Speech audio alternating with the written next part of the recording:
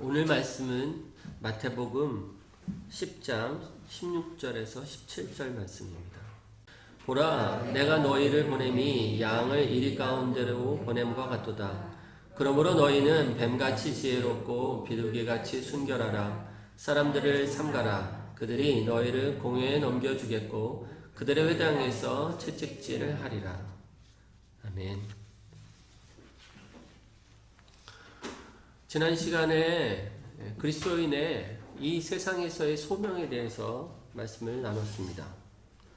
그리스도인이 이 세상 가운데 보내심을 받아서 해야 할 일은 오직 하나님을 바라봄으로써 이 땅에 선을 행하는 이 일이라고 말씀을 나눴습니다. 이것이 우리 삶 가운데 충만하고 여러 가지 기회들을 따라 여러 가지 우리가 환경 가운데 만나는 사람들에게 우리가 해야 할 가장 중요한 일입니다. 오늘 그 말씀에 덧붙여서 한 가지 말씀을 이제 부연하려고 합니다. 제가 부연한다라고 얘기했을 때는 이것이 일종의 편지에서 추신처럼 지난주 말씀을 중점에 두고 이번 주 말씀을 부연해서 부과해서 여러분의 그 마음에 잘 새겨두시기를 바라요. 성경에는 중점적으로 말씀하시는 말씀이 있고 그 말씀에 부연하는 그런 말씀들이 있습니다. 출애굽기 34장 6절, 7절 전에 우리가 믿어야 할 바의 핵심적인 것으로서 맨 처음 나눴던 말씀입니다. 제가 다시 한번 읽어보면 여호와께서 그의 앞으로 지나시며 선포하시되 여호와라 여호와라 자비롭고 은혜롭고 노하기를 더디하고 인자와 진실이 많은 하나님이라. 인자를 천대까지 베풀며 악과 과실과 죄를 용서하리라 라는 말씀입니다. 선지자들이나 다른 시편 기자들이 여러 번이나 반복해서 저 가운데 있던 백성들 가운데 돌아오라고 얘기하는, 그래서 그 인자와 자비를 의지하여 돌아오라고 얘기하는 이 말씀으로서 선포하곤 했습니다. 그런데 이 말씀 방금 읽었던 7절 후반부에는 이런 말씀이 붙어 있어요. 그러나 벌을 면제하지는 아니하고 아버지의 악행을 자손 3, 4대까지 보응하리라. 이 말씀을 이렇게 들으면 하나님께서 자비하시다고 얘기하시면서 왜 꼭 뒤에다가 보응하겠다, 3, 4대까지 보응하겠다라고 얘기하신 말씀을 하는가라는 질문이 들 수가 있습니다. 사람들이 다 이렇게 마음이 착한 게 아닙니다. 하나님 말씀을 들을 때 하나님의 그 말씀의 원래 목적을 따라 말씀을 사용하는 게 아니에요. 종종 어떤 사람들은 이 말씀을 악용해서 하나님은 선하시다라는 거지, 그러니까 내가 내 마음대로 움직여도 내 마음대로 행동을 해도 하나님은 자비하시니까 언제든지 하나님께로 돌아가면 되겠구나 라고 하나님의 말씀을 악용하는 사람들이 늘 있습니다. 그렇기 때문에 하나님은 말씀을 덧붙이셔서 이 하나님의 자비하신 말씀을 악용하지 못하도록 하나님이 죄에 대해서 진노하시고 죄를 미워하신다라는 것을 사람들에게 덧붙여야만 했어요. 오늘 말씀은 지난주 말씀에 덧붙이는 겁니다. 여러분들이 이 말씀을 주로 생각하면 안 된다라는 것을 제가 제3, 제4 얘기하고 싶습니다. 그리스도인들이 이 세상 가운데에서 선을 행하도록 부르심을 받았습니다. 그런데 때때로 선을 행하는 과정 가운데서 악을 만날 때가 있어요. 그러한 악을 만날 때 우리는 어떻게 해야 하는가? 오늘 이 말씀을 저희들이 같이 상고하고자 합니다. 본문을 보면 예수님께서 제자들을 세상 가운데 보내실 때 걱정이 됐습니다. 보라, 내가 너희를 보냄이 양을 이리 가운데로 보냄과 같도다. 너희들이 하나님의 말씀을 가지고 복음을 가지고 주의 뜻을 행하려 할 때 한편으로는 정말로 주님의 뜻을 행하기를 간절히 바라지만 한편으로는 걱정이 돼서 이 한 말씀을 이렇게 덧붙이는 말씀입니다. 그래서 뭐라고 얘기하시냐면 그러므로 너희는 뱀같이 지혜롭고 비둘기같이 순결하라 이렇게 얘기하고 있습니다. 17절에 사람들을 삼가라. 여기서 삼가라는 것은 다른 번역본을 보면 사람들을 조심하라 이렇게 얘기하고 있어요. 사람들을 조심하라. 비둘기같이 순결해야 하지만 뱀같이 지혜로워야 한다. 이 말은 순결해야 하지만 그렇다고 순진해서는 안 된다 라고 얘기하고 있는 거예요. 그리고 바울이 로마서 16장 17절에 형제들아 내가 너희를 권하노니 너희가 배운 교훈을 거슬러 분쟁을 일으키거나 거치는 자들을 살피고 그들에게서 떠나라.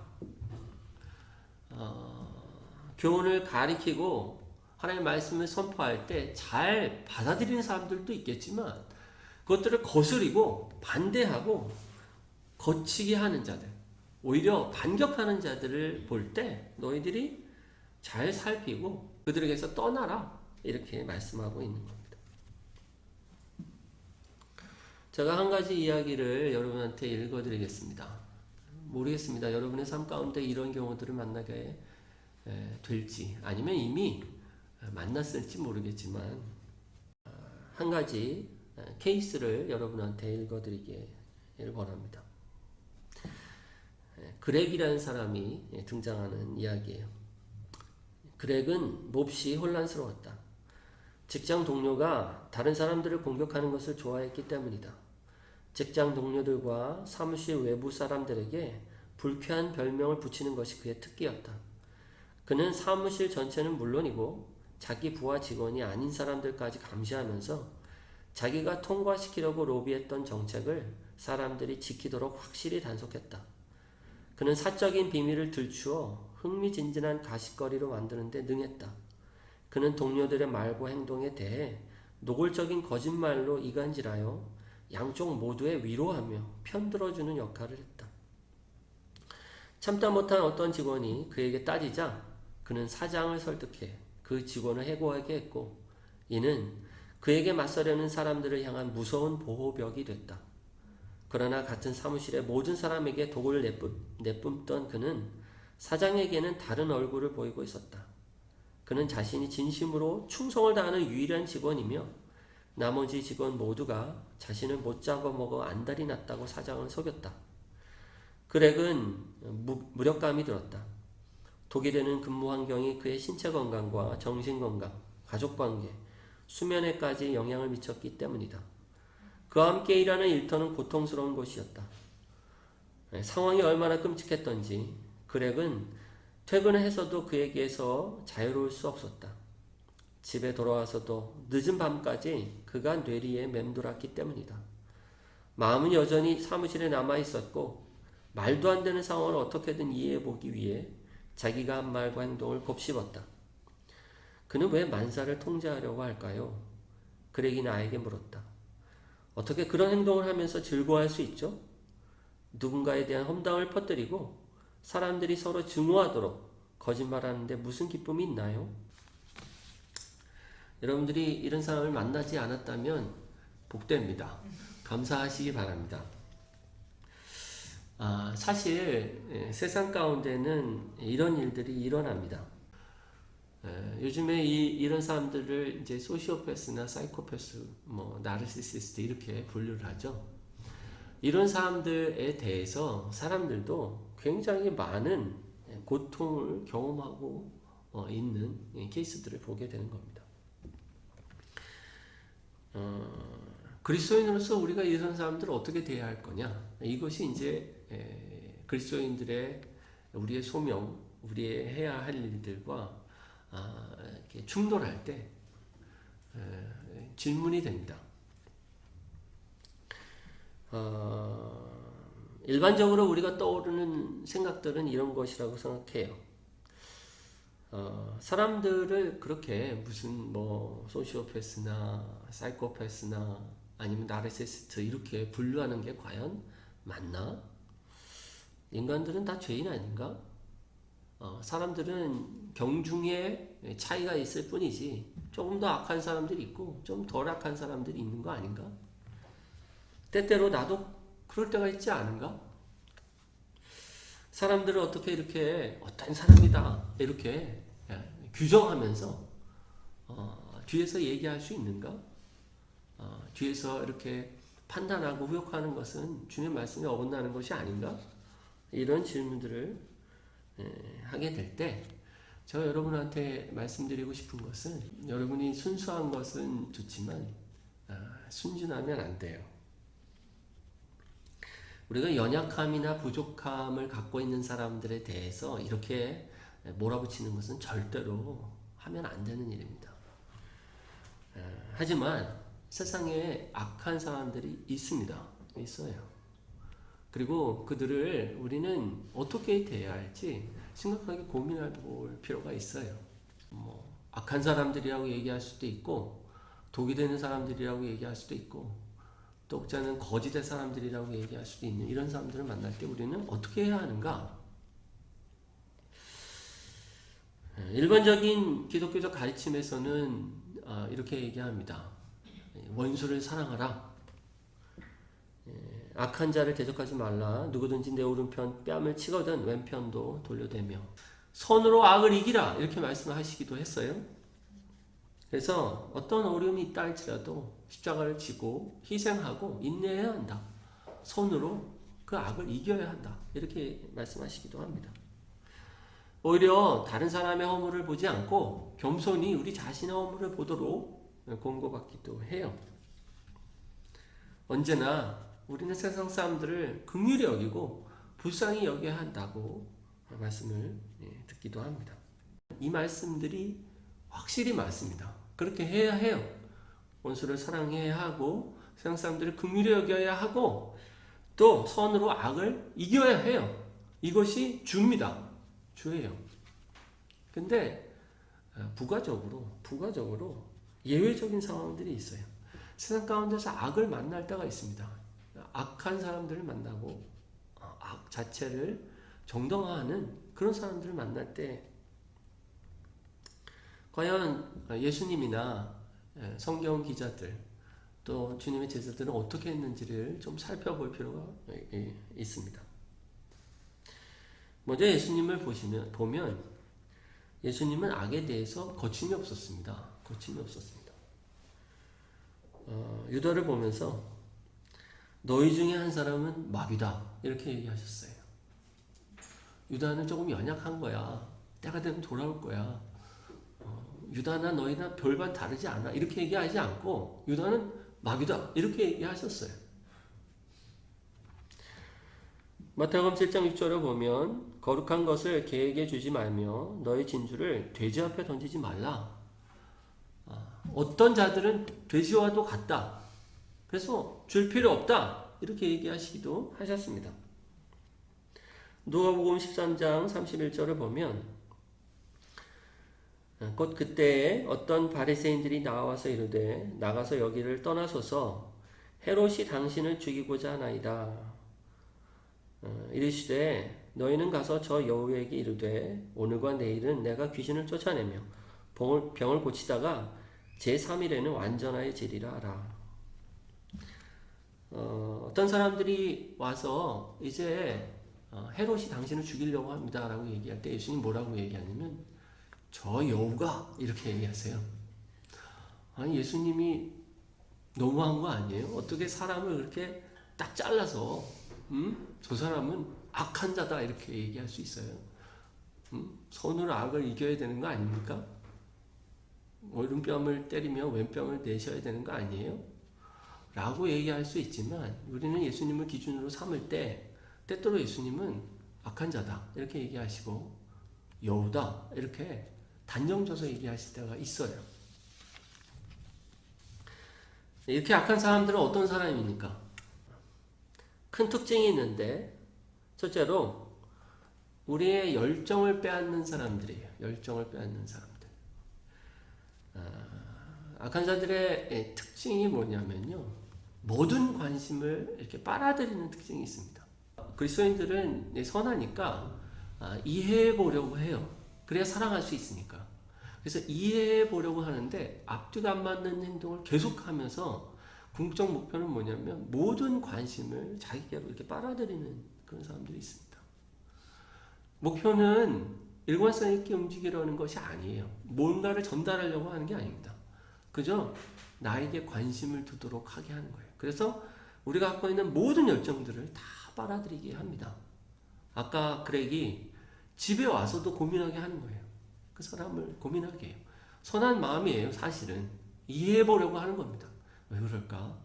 어렸을 때 무슨 일이 있었던 건 아니었을까? 내가 뭔가 잘못해서 그런 게 아닐까? 이렇게 인간관계를 통해서 그 사람을 이해하려고 하는데 결국은 이해할 수 없는 지경에 이르고 모든 에너지를 다 빨아들이는 그런 사람입니다. 또 악한 사람들은 어떤 사람이냐면 끊임없이 우리에게 불안감을 주는 사람이에요. 계속적으로 우리를 불안하게 합니다. 불안하게 해요. 그것이 그 사람의 목표예요. 아까 한 것처럼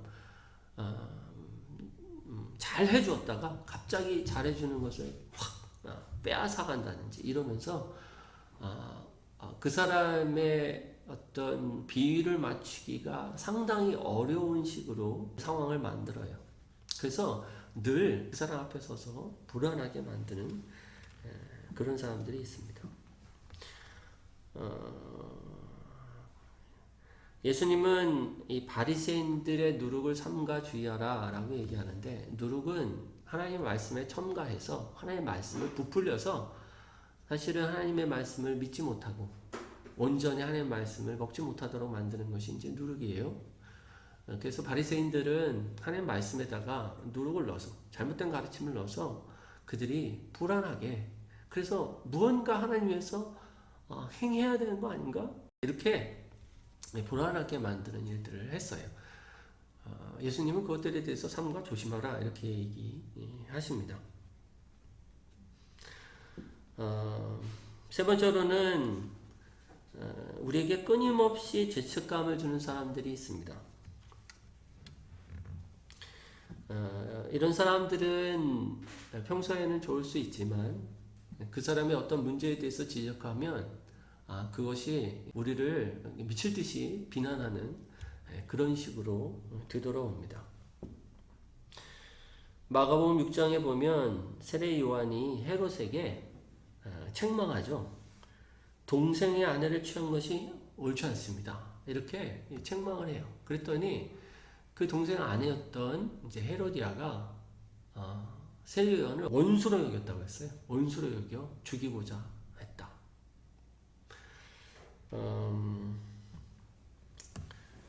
거짓의 사람들이라는 책을 쓴 정신분석학자 스카펙이라는 사람이 있습니다.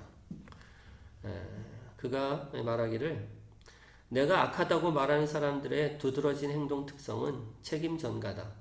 그들은 속으로는 스스로 나무랄 데가 없다고 여기기 때문에 자신을 비난하는 사람들을 몰아세운다.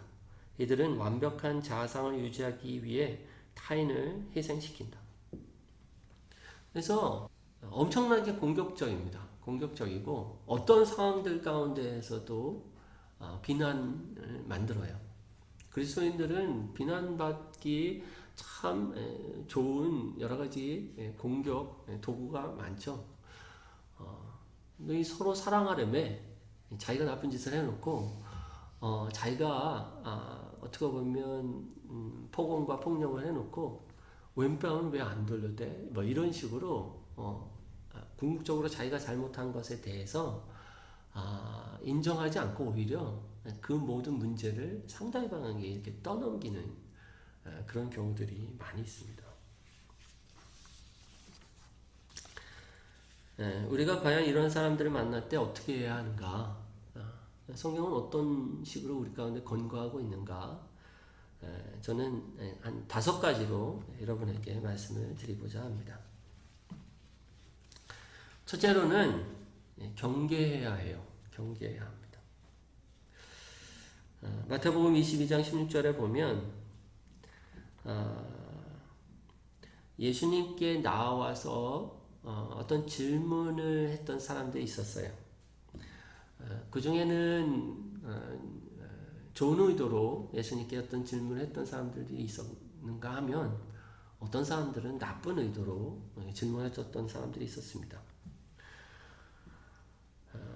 22장 16절 자기 제자들을 헤롯 당원들과 함께 예수께 보내어 말하되 선생님이여 우리가 아노니 당신은 참되시고 진리로 하나님의 도를 가르치시며 아무도 꺼리는 일이 없으시니 이는 사람을 외모로 보지 아니하심이니이다. 그러면 당신의 생각에는 어떠한지 우리에게 이르소서. 가이사에게 세금을 바치는 것이 옳으니까 옳지 아니하니까 하니 예수께서 그들의 악함을 아시고 이르시되 외식하는 자들아 어찌하여 나를 시험하느냐 이렇게 얘기하세요. 예수님께 양의 탈을 쓰고 나온 늑대 같은 모습으로 나온 거죠. 입에 발린 말을 한 거예요. 좋은 말로 포장했지만 사실은 어떤 결정을 하든 시험을 하기 위한 갈고리처럼 나온 사람들이 있었습니다. 그래서 그리스도인들이 어떤 사람들, 모든 사람들을 다 경계하라는 건 아니지만 어떤 사람들은 경계해야 해요. 특별히 이렇게 처음부터 어떤 관계가 맺어지지 않은 상태에서 무조건적으로 막 잘해주고 퍼주는 경우들이 있는데 많은 사람들이 얘기합니다. 100% 사기꾼이다. 하여튼 이거는 여러분들이 잘 기억하시길 바라요. 여러분에게 아무 관계가 이렇게 맺어지지 않은 상태에서 무조건 보자마자 잘해주는 사람들은 일단은 좀 경계하실 필요가 있습니다. 두 번째로는 여러분이 여러분 자신의 통제권을 유지해야 합니다. 통제권을 유지하라라는 말이 조금 이렇게 낯설게 들릴 수 있지만 이러한 사람들은 궁극적으로 여러분을 사로잡아서 자기 뜻대로 여러분을 이렇게 조정하려는 데 궁극적 목표가 있어요. 주님의 방식과는 전혀 다른 어떤 방식이 그들 가운데 있는데 그건 뭐냐면 자기 뜻대로 우리를 조정하려고 하는 겁니다. 성경은요, 제가 여러 번 얘기하지만 우리에게 권합니다. 권해요. 그리고 쉴 만한 물가로 이끄시지 뒤에서 등 떠밀고 멱살을 잡고 이렇게 하시지 않아요. 여러분이 여러분 자신에 대한 통제권을 잃기 시작하시면 지금 무언가 사로잡혔다라고 생각하셔야 돼요. 여러분의 양심을 따라 주님의 말씀이 비춰진 양심을 따라 행동하지 못할 때 여러분은 악한 자들의 어떤 사로잡힘이 있다 이렇게 생각하셔야 합니다. 여호수아 24장 15절에 보면 너희가 섬길 자를 오늘 택하라 이렇게 얘기하시면서 택할 것들을 얘기하세요. 예수님도 계시록 3장 20절에 몰지어다 내가 문 밖에 서서 두드리노니 누구든지 내 음성을 듣고 문을 열면 내가 그에게로 들어가 그와 더불어 먹고 그는 나와 더불어 먹으리라 이렇게 얘기하시면서 문을 열면 이렇게 얘기하시는. 그래서 주님과 우리의 교제는 상호적이고 일방적이며 독선적이지 않고 서로 화답하는 어떤 관계 안에 있어요. 사도 바울은 양심에 대해서 어디까지 얘기하냐면 고린도서를 보면 어떤 사람이 양심이 말씀에 의해서 조정이 안 된 양심이 있을 때 그럼에도 불구하고 사실은 옳은 방식으로 작동되지 않은 양심이죠. 그럼에도 불구하고 그가 그 양심이 옳지 않다 하더라도 양심을 따라 사는 것이 좋기 때문에 그 양심을 훼손하지 말라 이렇게 얘기하세요. 그래서 시중에 나온 재물을 먹는 게 원래는 아무 거리낌이 없는 거지만 어떤 사람한테는 거리낌이 된다면 그 사람 앞에서 그 양심이 훼손되지 않게 하기 위해 안 먹는 게 좋아 이렇게 얘기하는 거예요. 그래서 범사에 우리는 양심을 따라 움직이도록 그렇게 권고받습니다. 말씀에 의해서 양심이 다 조정되지 않은 상태라 할지라도 양심을 따라 사는 태도는 굉장히 필요한 거예요. 만약에 우리가 우리의 양심을 따라 살지 못하면 사실 그 양심 없는 사람이 됩니다. 정말 제어할 수 있는 게 없어져요. 근데 이 악한 자들은 어떻게 하냐면 그 양심을 이렇게 사로잡아요. 사로잡아서 악한 일을 해도 상관없는 것처럼 이렇게 만들어요. 그래서 여러분이 하나님 말씀뿐만 아니라 여러분의 양심을 따라 살아가는데 어렵게 자꾸 만든다면 경계하시고 피하셔야 돼요. 세 번째로 악한 사람들을 만날 때 우리가 어떻게 해야 하는가? 피할 수 있으면 피하라고 말씀을 드리는데 그런 생각이 들 수 있어요. 여러분에게 악을 만날 때 피하는 건 비겁한 일이 아닌가? 선으로 악을 이겨야지 악을 피하는 건 포기하는 거 아닌가? 이렇게 생각할 수 있습니다. 근데 잠언 22장 3절에 보면 슬기로운 자는 재앙을 보면 숨어 피하여도 어리석은 자는 나아가다가 해를 받느니라 이렇게 얘기해요. 슬기로운 자는 재앙을 만나면 피합니다. 근데 어리석은 자는 괜찮아 이쯤이야 하면서 이렇게 앞으로 나가다가 어떻게 돼요? 해를 받는 거예요. 예수님은 악한 자들과 대결하시지 않고 피하는 장면들을 성경에서 굉장히 많이 봅니다. 요한복음 11장 53절에 보면 이날부터는 그들이 예수를 죽이려고 모이야 하니라. 그러므로 예수께서 다시 유대인 가운데 드러나게 다니지 아니하시고 거기서 떠나 빈들 가까운 곳인 에브라임이라는 동네에 가서 제자들과 함께 거기 머무시니라. 요한복음 8장 59절에는 그들이 돌을 들어 치려 하거늘 예수께서 숨어 성전에서 나가시니라. 물론 예수님은 때가 되지 않으셨기 때문에 피하시기도 하였습니다.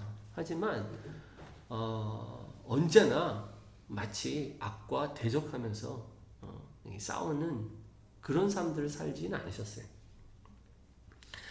때로는 악한 자들을 그냥 이렇게 놔두실 때도 있었습니다. 마태복음 15장 23절에 보면 예수께서 대답하여 이르시되 심은 것마다 내 하늘 아버지께서 심으시지 않은 것은 뽑힐 것이니 그냥 두라. 그들은 맹인이 되어 맹인을 인도하는 자로다. 만일 맹인이 맹인을 인도하면 둘이 다 구덩이에 빠지리라 하시니. 그래서 어떤 사람들은 그냥 두라 이렇게 얘기하시기도 하세요. 예수님은 유다를 그렇게 떠나보내셨습니다. 물론 유다를 끝까지 사랑하셨어요. 하지만 그렇다고 해서 유다를 가로막지는 않으셨습니다. 바울 같은 경우에는 불필요한 권한을 받지 않았어요. 심한 매질을 3번이나 당했다고 얘기해요. 근데 어떨 때는 그 매질을 피하기도 합니다. 나는 로마 시민이다 이러면서 매질을 피하기도 해요. 복음이 잘 증거되는 기회라고 여기면 고난을 피하지 않았습니다. 근데 그런 게 아니에요. 복음의 뭐 확장이나 이런 게 아니에요. 그러면 그래도 나는 고난을 받겠습니다 이렇게 하면서 앞으로 나가지 않고 피할 수 있으면 피했어요. 바울도 겁쟁이가 아니라 그런 어려움들을 향해서 가슴을 쫙 펴고 나가는 것은 사실 어리석은 거에 속하는 거예요. 왜 이렇게 피하고 어떤 면에서는 죄악에 대해서 이런 태도를 갖냐면 사실은 이 4번째 이유 때문에 그렇습니다. 4번째 이유는 뭐냐면 우리의 할 일을 잘하기 위해서예요. 우리의 할 일에 집중하기 위해서입니다. 악한 자들의 궁극적인 목표는 우리가 걷고 있는 길에서 이탈하는 것이 궁극적인 목표입니다. 구약에 보면 느헤미야가 나오죠. 느헤미야가 이제 바벨론에 포로됐던 사람입니다. 이스라엘이 바벨론에 의해서 멸망하고 포로로 많은 사람들이 잡혀가요. 그리고 나서 50년, 60년 있다가 이제 왕권이 바뀌어요. 왕조가 바뀝니다. 페르시아 왕조로 바뀌어요. 고레스 왕이 이렇게 바벨론을 침략해서 멸망시키고 왕조를 새로 세워요. 그리고 고레스 왕이 칙령을 내려서 유다 땅에 있는 사람들을 독립하도록 이렇게 돕습니다. 맨 처음에 에스라가 먼저 오죠. 그리고 나서 2차 귀환이라고 하는 한 몇 년, 1년 정도 있다가 느헤미야가 이렇게 오게 됩니다. 느헤미야가 와서 맨 처음 보게 된 게 뭐냐면 성벽이 다 무너졌어요. 그래서 이 성벽을 먼저 재건해야겠다. 이 나라를 재건하기 위해서 이 성벽을 재건해야겠다. 이렇게 마음을 먹고 재건을 시작해요. 그런데 그 변방에 흩어져 있던 모압 족속, 뭐 사마리아인, 뭐 이런 사람들이 시기가 나서 맨 처음엔 나도 좀 껴줘 그랬다가 안 돼 이렇게 하니까 그 다음부터는 막 회복 놓기 시작한 거예요. 그래서 산발란 뭐 이런 사람들이 대표를 삼아서 와가지고 어떤 식으로 하냐면 여기서 우리 만나자 이렇게 얘기해요. 오노평지 한촌에서 서로 만나자 이렇게 얘기하는데 느헤미야에서 보면 실상은 나를 해하고자 함이었더라 이렇게 얘기해요. 근데 그거를 한 번도 아니고 두 번, 세 번 계속 얘기를 해요. 근데 느헤미야가 네 번이나 거절합니다. 계속 거절해요. 그래서 느헤미야 2장 3절을 보면 내가 곧 그들에게 사자들을 보내어 이르기를 내가 이제 큰 역사를 하니 내려가지 못하겠노라. 어찌하여 역사를 중지하게 하고 너희에게로 내려가겠느냐 하매 그들이 네 번이나 이같이 내게 사람을 보내되 나는 꼭같이 대답하였더니. 저희들도 어떤 사람들이 이렇게 부탁을 하면 처음엔 정신이 좀 이렇게 차려져 있을 때는 거절을 그래도 쉽게 하지만 두 번, 세 번, 막 이렇게 네 번 간절히 하면요 마음이 이게 흔들리기 쉽습니다. 여러분의 가야 할 길을 가지 못하도록 하게 하는 게 악한 자예요. 의도적으로 여러분을 끌어내려서 자기 뜻대로 하고 원래 우리의 부르심 따라 살지 못하도록 하게 하는 것이 악한 자예요. 그렇기 때문에 우리는 우리의 할 일에 집중하기 위하여 거절하는 거예요. 내 어떤 상황을 보존하기 위해서 피하는 것이 아니라 내가 해야 할 일을 잘 하기 위해 하나님께서 나에게 맡겨주신 일을 잘 하기 위해 거절하는 겁니다. 고린도전서 15장 58절에 그러므로 내 사랑하는 형제들아 견실하며 흔들리지 말고 항상 주의 일에 더욱 힘쓰는 자들이 되라. 이는 너희 수고가 주 안에서 헛되지 않은 줄 알미라. 견실하며 흔들리지 않고 나아갈 수 있도록 우리 자신을 지킬 필요가 있는 겁니다. 마지막으로 우리가 악한 자들을 만날 때 어떻게 해야 하는가? 주님을 찬양해야 합니다. 바울과 실라가 사도행전에 보면 복음을 전하고 또 하나님의 말씀을 증거할 때 주변에 여러 가지 필요들이 많이 있었어요. 그 중에 귀신 들렸던 사람들도 있었고 근데 어떤 여종에게 귀신을 들렸는데 그것을 여러 번 와서 막 힘들게 할 때 이제 내쫓게 되죠.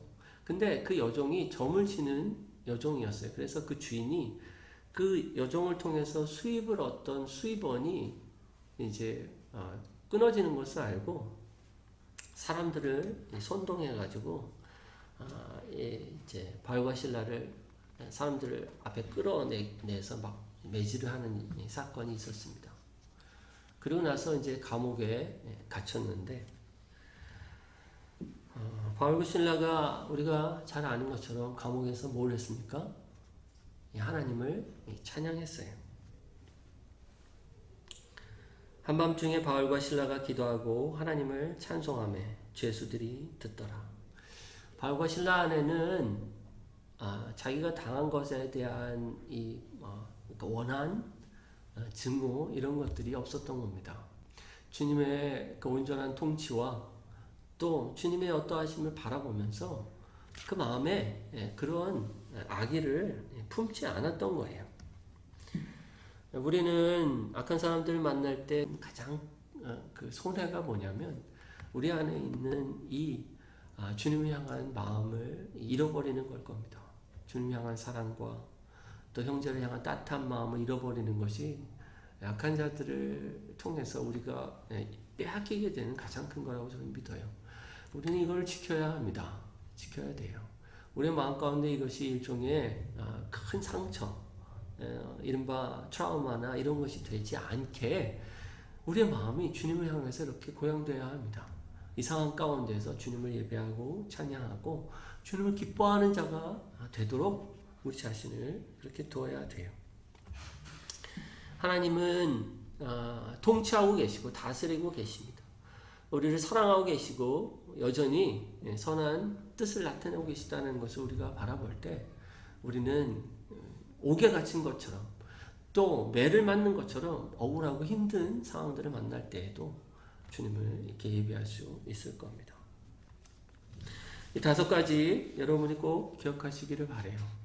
이 5가지를 요약해서 잘 이렇게 놨는데 여러분이 말씀과 함께 잘 기억하시고 여러 가지 상황들 가운데에서 특별히 세상의 악을 만나는 상황 가운데에서 여러분이 지표로 삼아서 잘 이렇게 헤쳐나가시기를 바랍니다.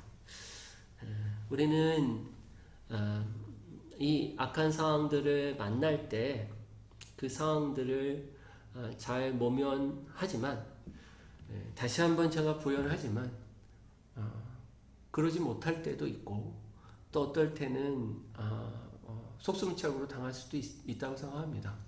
그럴 때는 그 부록이 아닌 그 원래를 보세요. 그래서 원수를 사랑하시고 또 악을 손으로 이기고 또 우리 자신을 돌아봐 겸손히 하고 그리고 긍휼히 여기는 우리의 마음을 갖기를 바랍니다.